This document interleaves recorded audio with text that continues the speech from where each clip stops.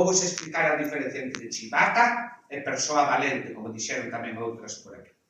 A persona chivata é que se mete onde non te importa. Por exemplo, a mí gustame comer chicle, a profe non quere que comamos chicle na clase, entón eu estou comendo chicle e ven esta daqui ao lado e dice: profe, Margarita, que son eu, está comendo chicle. E a que te importa, muller, a que te importa meterte na túa vida, sácate de aí.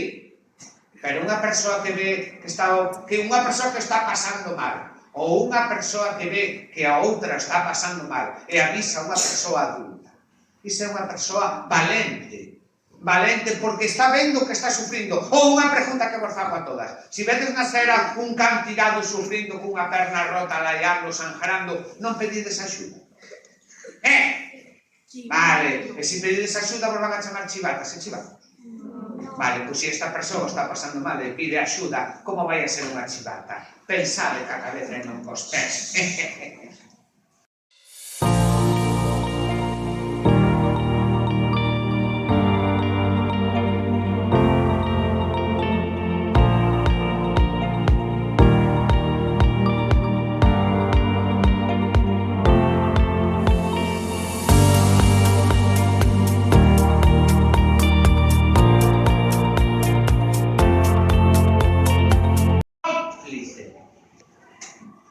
Cómplice, por qué? Porque está calando. Si vedes que están roubando e non decides nada, sodes cómplices do ladrón.